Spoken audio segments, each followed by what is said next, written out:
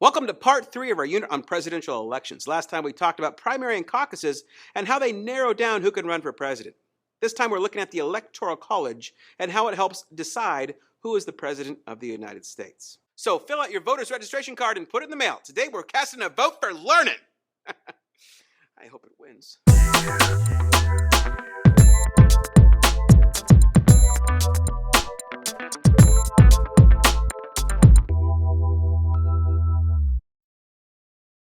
Essential question: what is the Electoral College and how does it work?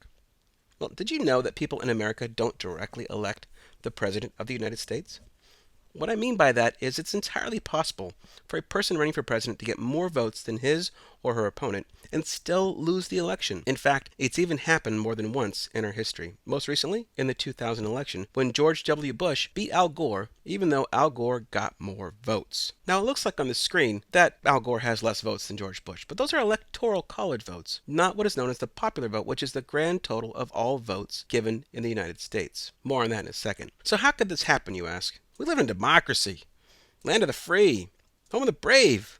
Everyone knows that the winner is the person with the most votes. It's common sense. This can't be the America I was born in. Okay, well, actually, it is, and this has always been the way America elects its presidents, even all the way back to George Washington. You see, when people go to the polls and vote, they're not voting for the actual person. They're voting for who will win their state's votes in the Electoral College. They're voting for electors, in other words. In this case, the term college not meaning school, but instead meaning a group of people with a common goal. The goal of the Electoral College is to elect someone, in this case, the president. Now, this sounds strange that we would vote for voters, but that's kind of how our system works. To find out why, let's go back in time. When the Founding Fathers set up how presidential elections would work, they had a big job on their hands. How do you, in the age of horses and buggies and written correspondence, correctly count up all the votes of an entire nation in a reasonable amount of time? That's a tough nut to crack. Well, they decided that they wouldn't. Instead, each state would be responsible for counting its own votes, and then it would send electors to the capital that would reflect their decisions. Not all states are equal in electors. States with more people, or more population, get more electors, and states with less population get, well, you guessed it, less electors. This should sound familiar, as it's very similar to the system with the delegates at political party conventions choosing their nominee. Anyway, states decided that whoever got the most votes in their state would get all the Electoral College votes for their state. This is where problems can occur with the Electoral College not having the same outcome as the popular vote. To really get how this works, we're going to have to go to the math corner.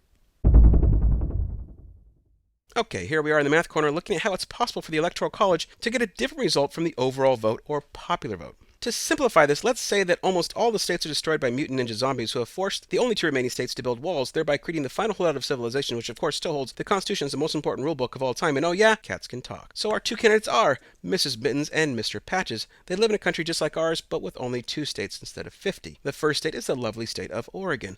Oh, I'm so glad we made it. And the second state is California, home of Hollywood and Disneyland. California has a much higher population than Oregon, and so they get to send 55 delegates to the Electoral College. Now, Oregon, with its much more modest population, gets to send 7. Yeah, just 7. Well, Oregon has around 3 million registered voters, which sounds like a lot, yeah.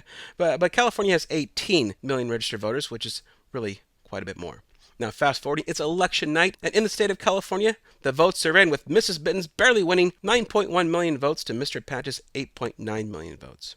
And because she won, she receives all 55 California votes in the Electoral College. So in the college, it's 55-0. But we're not done yet. In Oregon, Mr. Patches wins, and I mean wins big. Out of 3 million votes, Mr. Patches gets 2 million, while Mrs. Mittens gets, oh wait, here's the math part.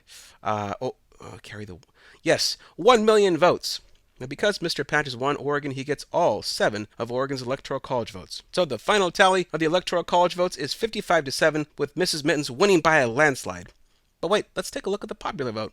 In California, Mrs. Mittens got 9.1 million votes, and in Oregon, she got 1 million votes for a total of 10.1 million votes. Mr. Patches got 8.9 million votes in California, but got 2 million in Oregon for a grand total of 10.9 million votes.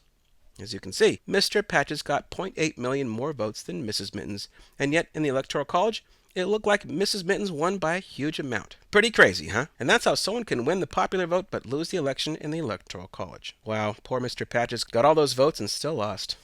So, why do we have this system if it can and has picked the wrong winner? Great question. Thanks. Well, having this system does solve a few problems with preventing ties or someone not getting the majority of votes. You see, there have been several elections with more than 2 people running.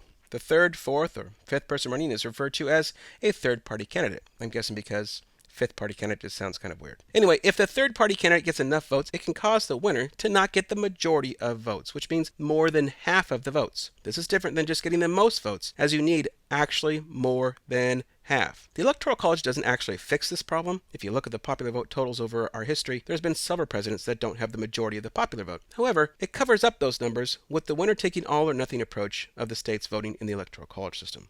So it appears that the person won the majority of the votes. But what if no one wins the majority of votes in the Electoral College? Or it's a tie? Well, the Founding Fathers did come up with a remedy for this. If there's a tie, the House of Representatives chooses who is president, and in the Senate, they choose the vice president. You gotta ask yourself, in this day and age of techno-doohickeys and cellular hobnobbers, why do we still use this system? Well, in short, to change it, we would have to change the Constitution, which is a long process we will talk about later. You could also get all the states to change their laws, but that would require people of different parties actually agreeing on something, which doesn't look to happen anytime soon.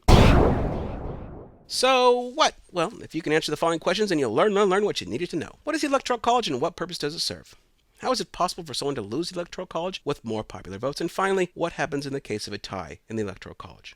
And we have a bonus question. Do you think the Electoral College is a good or bad thing, and why? If you get that answered, let me know. You'll get some stripling dough. That's it for this unit. Hope you learned a lot.